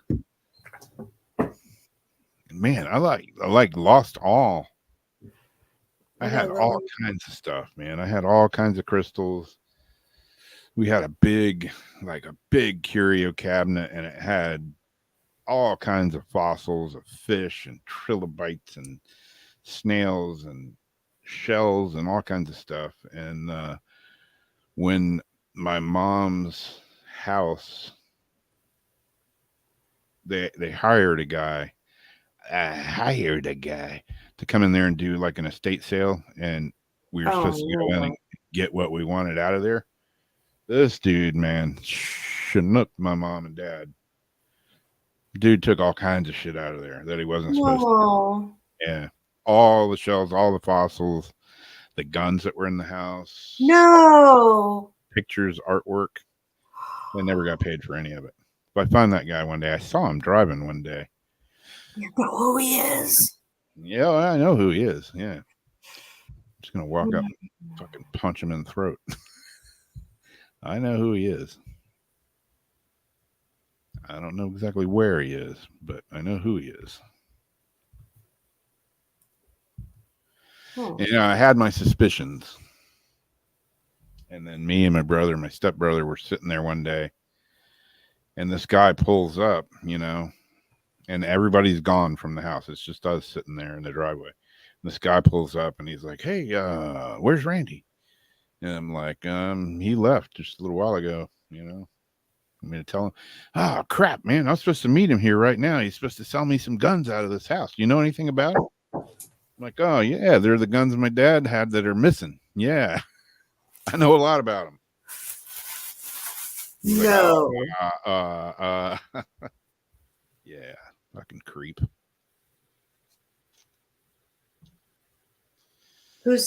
Someone said, that's what I was thinking, Christina. Karma. I'm sitting here thinking evil stuff, and I thought, karma's got ahead. That if it hasn't happened already, it will. You can't be somebody like that in this world and not have karma hit you back eventually. And you know what sucks is he's like, and nothing against church, that doesn't have anything to do with it, but this guy pretends to be good old church boy, and he goes to church to prey on old people that are gonna be his next customers, and that just really grinds my freaking gears, man. The teacher I used to work with at one of the schools that stole my Casio keyboard, and I sold it to her, I gave it to her. She's acted like she was this Christian, trustworthy lady. She gaffed my keyboard. She never paid me for it. But she put on the act like she was like such a great person too. Yeah, that's how this guy is. And not everybody, religious like that. It's just this, it sucks that people that are like that pull that off, that act like there's some, that hide under that. Yeah. Facade as being like this nice, trustworthy Christian, person. And I brought it up to one of my relatives, and I was like, "Hey, I don't trust this guy. I don't like this guy.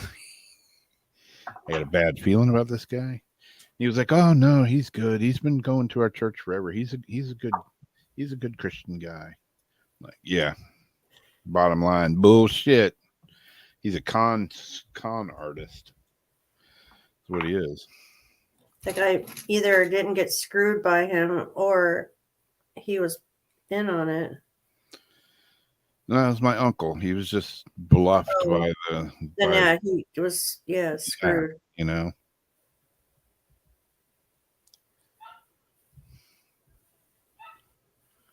But Was you fumbling some cards there? No, I'm just digging in. I'm playing in my rocks. I picked it back up again. I'm gonna need to write down the name of that stuff you were saying later.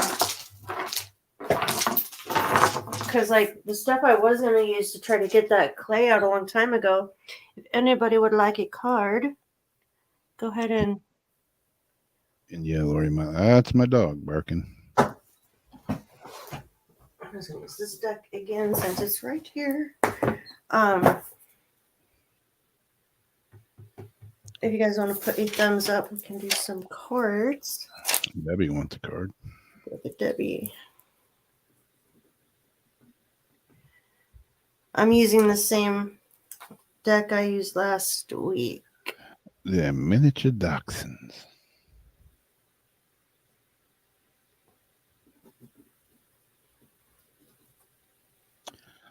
Oh yeah, when I was like starting to look into all that to clean it, I was reading how to use all this acid and the different ways to use it. I don't remember if it was muriatic acid or what it was. There's like a couple different ones, but it was like so sketchy. I was kind of afraid to start, doing it. And then I got what I needed and got set up to start doing it. It had, safety stuff just in case and gloves, that were safe, all this shit. And then I ended up moving. So I left all that behind, but I took the rocks. Aha.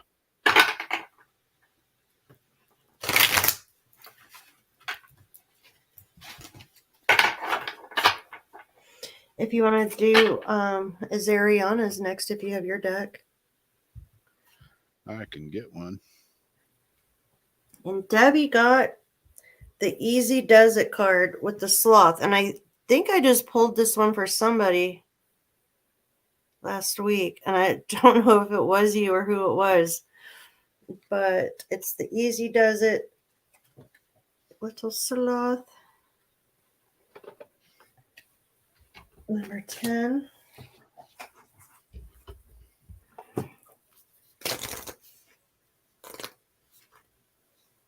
I'll send you a picture of it. Pace versus race. This is the mantra of the moment. Your soul is in no rush, no matter what your current circumstances are trying to tell you. Easy now.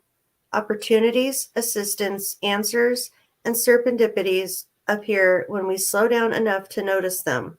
Moving at the pace of guidance means cultivating the presence of mind to recognize when it's time to pause and when it's time to act. Part of loving your magnificent self is realizing your life is worth moving at the soul's pace rather than the rat race. Was it you? Did I? Are you the one that got the card? Because I just shuffled that through twice. I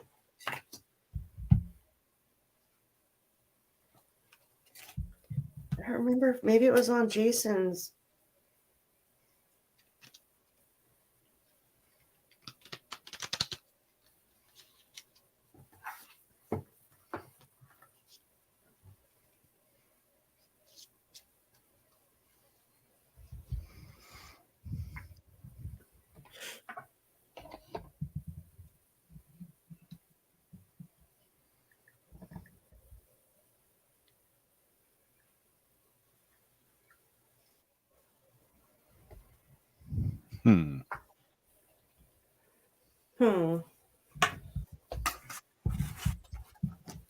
And then I've got Lori, and then you'll get Janice.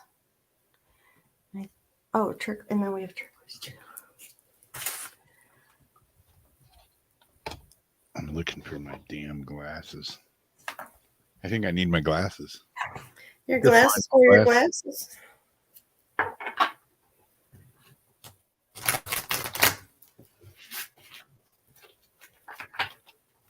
Guess I'll use these.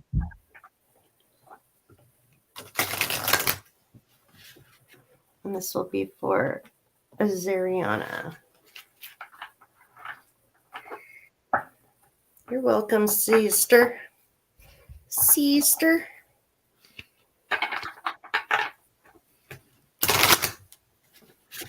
That's what my dad used to always say. He'd say, go tell your sister.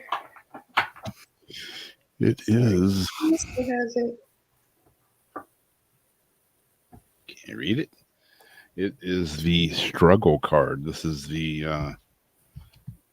shamanic healing deck.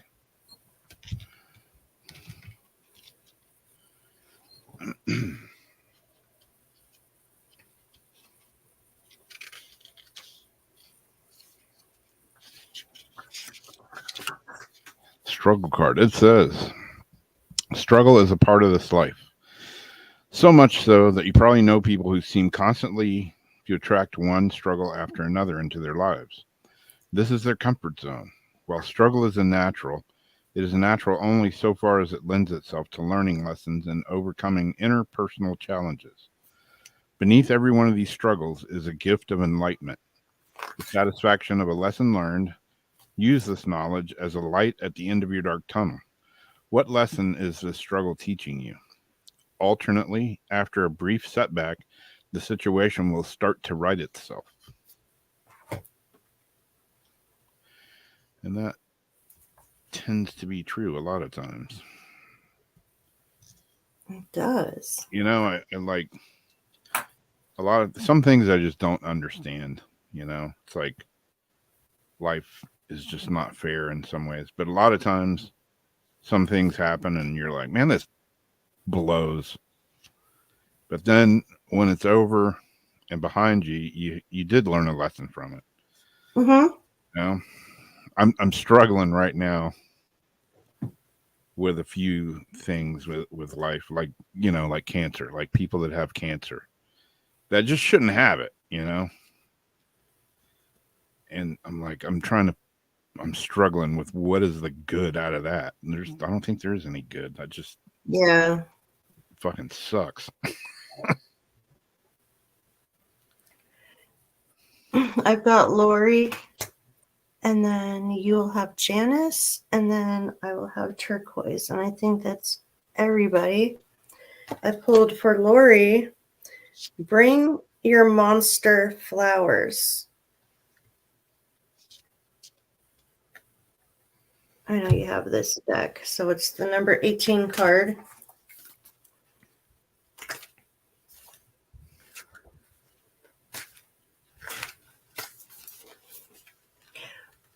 Whatever causes you to stay in fear is a monster. Could be uncertainty, overwhelm, conflict, new beginnings, risk, other people's approval, the unknown.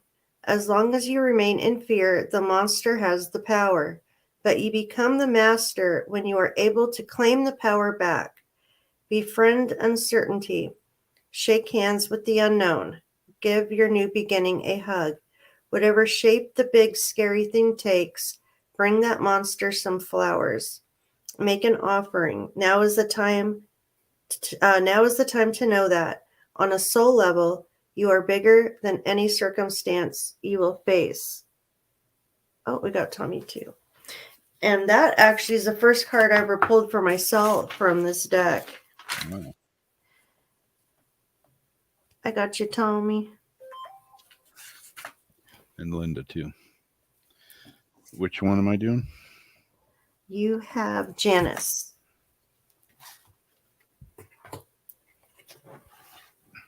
You're welcome, Lori. It is the duality card.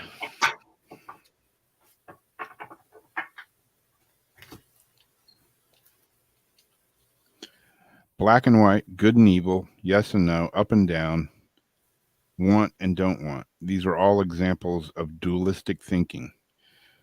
What if you banned these labels from your thoughts for a day? What would happen? Would the world end? Doubtful. Would some person get away with something? No. Would you attach less emotion to a bad situation or drama? Possibly.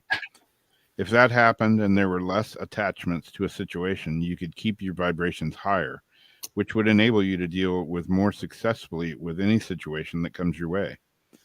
Given enough time, most bad situations work out in the end. What was I just saying about that? It's your choice to be drama-free or spend a lot of time and energy wasted on a situation that will turn out okay in the end. Which one do you choose?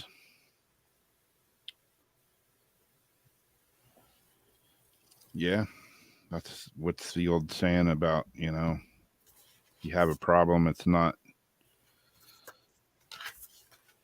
about the problem, it's how you handle the problem, Mm-hmm. how you react to it. How you react. It's like you might not be able to control the situation or the circumstance, but you can control how you react to it. Yeah. That was something I learned for myself a few years back that I really started to work on with my own self. Okay, so it was Janice. So I've got turquoise, and then you will have Tommy. And turquoise got the look beyond the surface card. And it's got a little frog and a crown. And I'll send you that too so you can see it.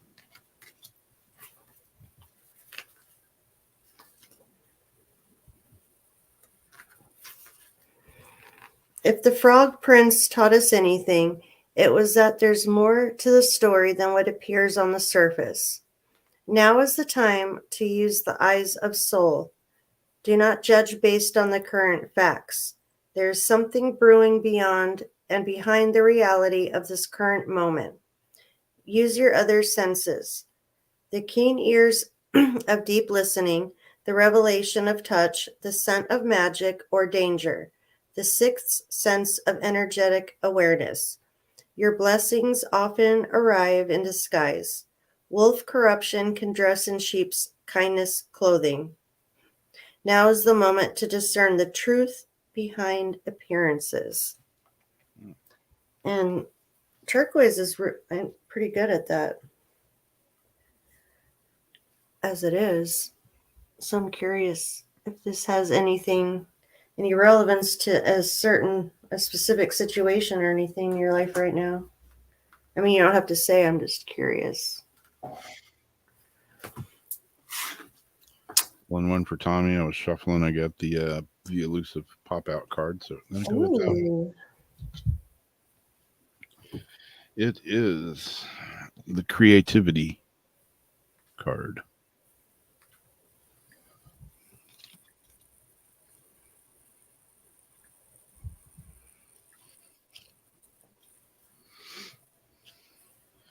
And it says, this is profoundly a creative time period for you, whether it's in the traditional arts, music, or writing, or it could be a new curiosity about exploring a way to funnel your creative urges. To be creative, you need to access your brain, your right brain, your emotional, sensing, feeling center.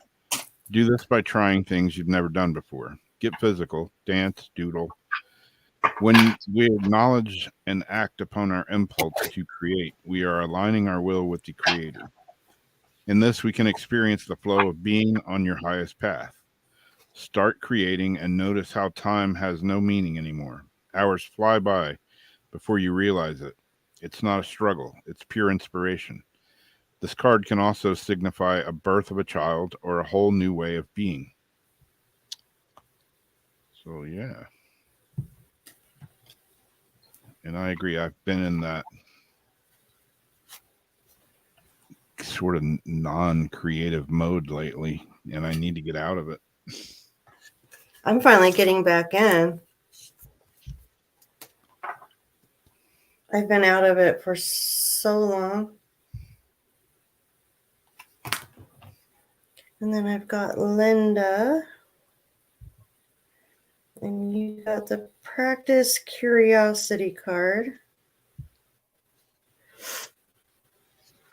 which looks like there's a little fox. He's got a little crown on too. And I'm sending you that so that you can see it better.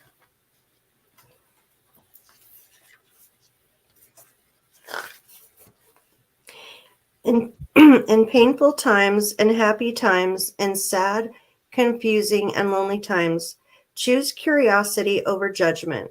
When you judge a situation, you shrink to fit the proportions of criticism. When you remain curious about what's happening and why, what are the motives, or what the motives are, and what the hidden factors may be, you open a space for peace and possibility. Judgment is a prison. Curiosity is an adventure. Now is the time to choose the attitude that will create the most freedom and space for you to move forward. Cool.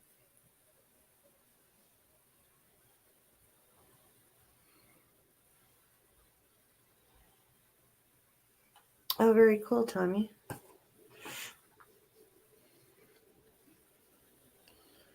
Yeah. And happy early birthday, Linda. Oh, yeah. Happy early birthday.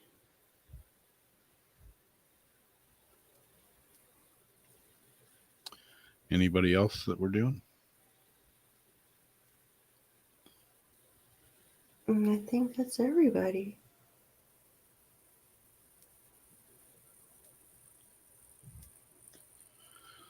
Well, cool. Tommy's got a birthday coming up too. Happy birthday. Ooh, happy all these Geminis. Happy birthday to you too. And Jason's a Gemini. His birthday must be coming up. Yeah. Can't remember the number date, but I do believe it is the June portion of Gemini.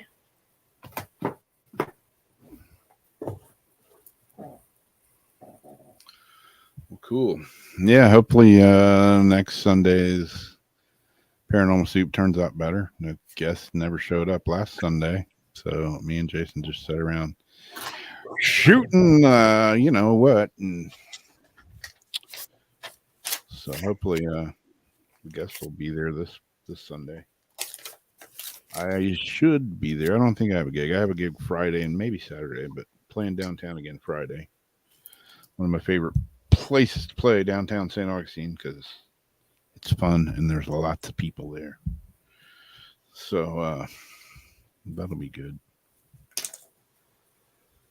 That will be fun.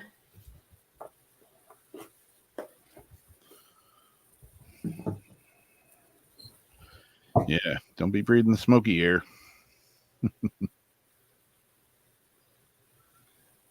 Yeah, it was still a fun show last Sunday. Cool.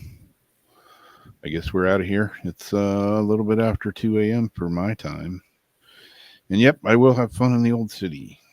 Be jamming some rock and roll Friday night downtown St. Augustine. It's pretty awesome because it's my view from the stage looks right across the street at the fort and the bay.